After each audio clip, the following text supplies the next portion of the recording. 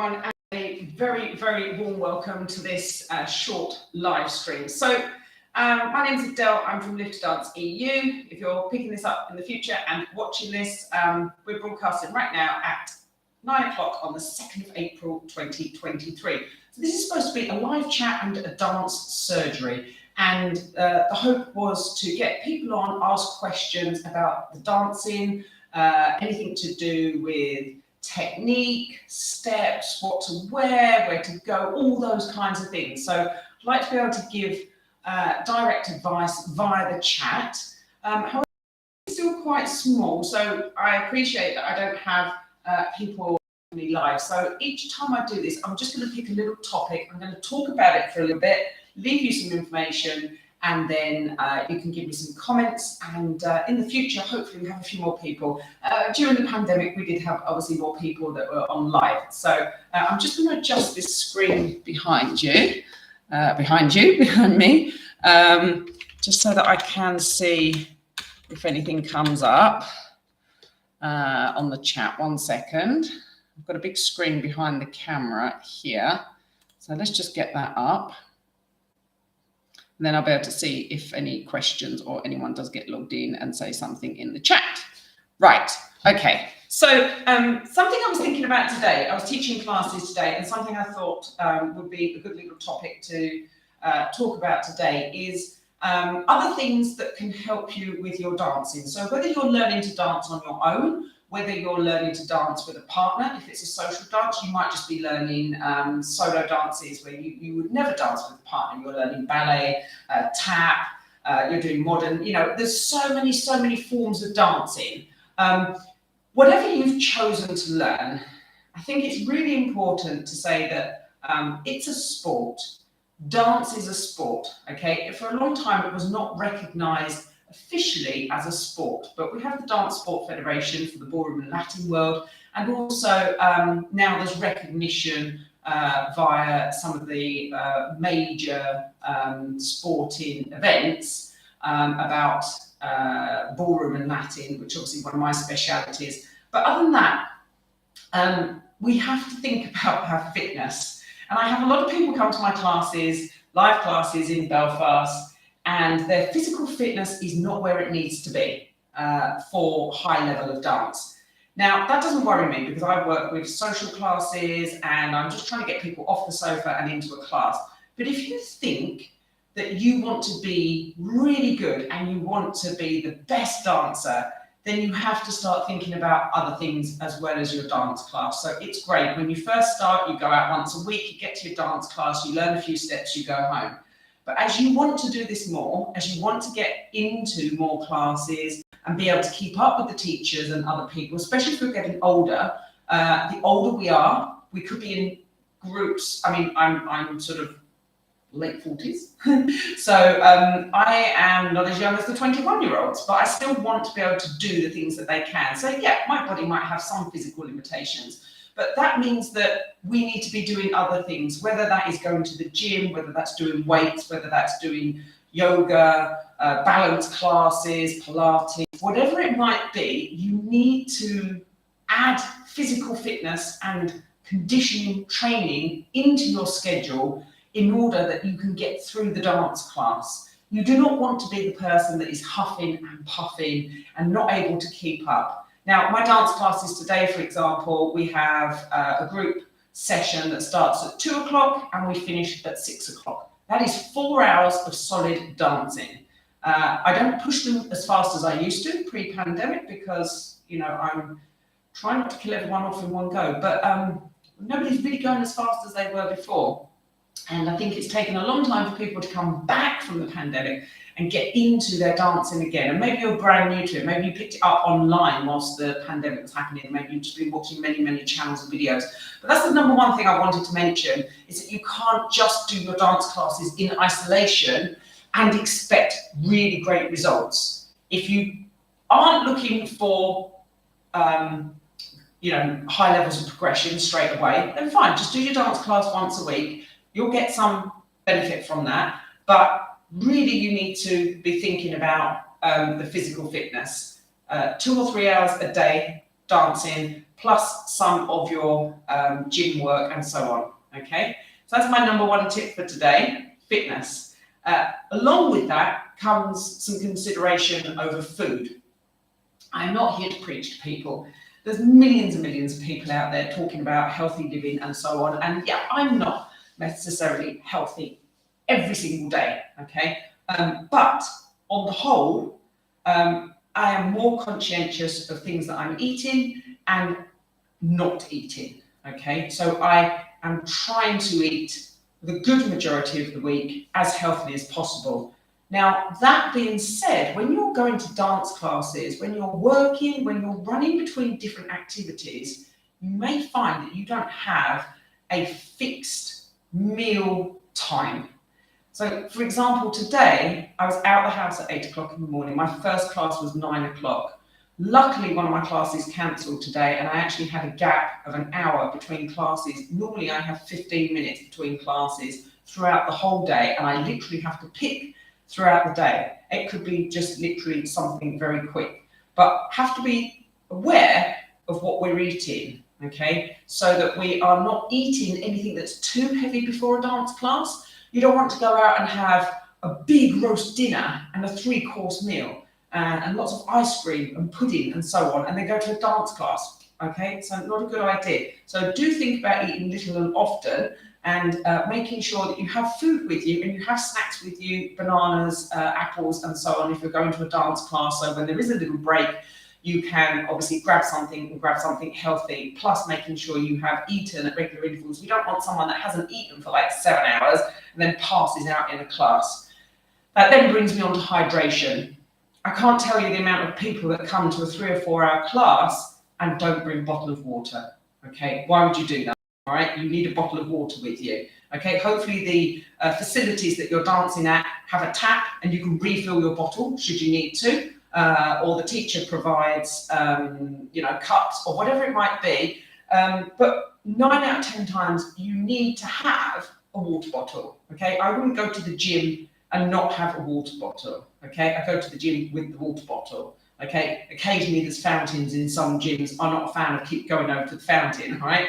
But you have to have something and make sure that you are fully hydrated. No teacher is wanting to worry about whether you have eaten or whether you are hydrated, okay? Like we have enough to worry about, just making sure you don't kill yourself whilst doing our class, falling over, breaking a leg, not slipping on something.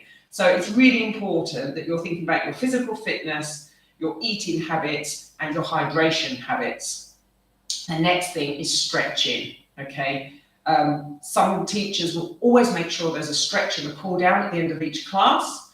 Others may not have time, depending on the schedule. So if your teacher doesn't have time to put a cool down in a class that is appropriate for that level of class, I say cool down, I've just done a little cool down on the last one. It doesn't have to be big, but you need to do a little cool down when you get home. You need to do some stretching, okay? Plenty of stretching videos online, on YouTube. Not just me, it's not self-promotion here, but find some stretches that you can do at the end of each class so that you actually are not going to seize up, all right? You need to make sure that you're stretching your hips, you're releasing your lower back, and so on. You do not want to get anything tight. And if you do 3 or 4 classes in the week and there are no stretches at the end of any of those classes, and you do that regularly, you are going to get into trouble, okay? Before long, things will start to seize up. You will start to get little aches and pains and niggles and things like that. So again, that is really important advice, is that you are focusing on some basic stretches. We don't need to be ballerinas, but we need to have some basic stretches planned in, even at the end of the night, just before you go to bed, okay? Something to do. Make sure you're warm enough when you do them, not be doing them at first thing in the morning, at 5 o'clock in the morning or something, before you warmed up. Okay, but towards the end of the evening, preferably after you've been to one of your classes. What are you wearing when you go to your dance class? You need layers, okay? Dance studios, ballrooms, wherever you're dancing, all the rooms vary in temperature. Now, we have some guidance in our health and safety that says that the room temperature should be at around 23 degrees. Now, that's actually quite warm, and a lot of my students will ask me to make the room cooler. However, when I go to my health and safety book, okay, Safe Practice in Dancing, big old book, where is it? have this book. So for any of you that are dance teachers or aspiring dance teachers, say for dance practice, okay, we have this big book. It tells you, or it tells us as dance teachers, we have to study it, all about our health and safety, adapting our classes for everyone. So we need to make sure that the dance environment is suitable for dancing. Is the floor nice and clear? Is it too slippery? Is it too sticky? Have our students got the appropriate footwear on? If you don't have the appropriate footwear, if you don't have dance shoes yet, what can you wear that is going to protect your body and make it suitable for the dance that you are doing? Speak to your teacher. But temperature-wise, okay, everyone laughs at me because I start the day off in so many different layers. I've got my leggings, I'll have my leg warmers, I'll have jogging bottoms over the top, I've got a crop top, I've got a t-shirt, I've normally got a lightweight long sleeve top on, then I've got the hoodie, then I might have a body warmer and possibly a coat on when we first get into the studio, the heat go on. All of that is on, and then I will keep that on for 2 or 3 hours, not just 5 minutes, okay? Takes me a long time to get warm, and I have to watch the temperature in the room. We want our muscles warm enough that we're not going to do ourselves any damage. So again, do not turn up into the dance class with either a really big jumper and only a jumper, or a tiny little t-shirt and then be super cold. You need to make sure that you have the right amount of layers for your class. This is a fantastic book, by the way. This is, who's this printed by? humankinetics.com, okay? And other fabulous things in there, okay? So your dance teacher should be warning you, let me just put that down, of hazards in the room. They should also be warning you about hazards in the dancing that you're doing. So if you're in a class and they say, if you're a beginner, please stick to these steps. And if you are a beginner, stick to them. Don't go on and try the intermediate or the advanced steps. If you're in a mixed level class, the teacher will be saying, if you've only done such and such, stick with this. It's not just because they don't want you to do the other things, it's because your body isn't ready and you don't have the muscles and the core skills yet to do those moves safely. We're not just being mean, but I can't have everyone do the same moves if their bodies are not ready and developed enough for those activities. So it's my job, my health and safety, to make sure that the exercises I give everyone are appropriate for the level of the dancer as well. So if your dance teacher's not doing that, you need to ask them, okay? Am I ready to do this? What level am I at? Which exercises do you recommend? And so on, okay?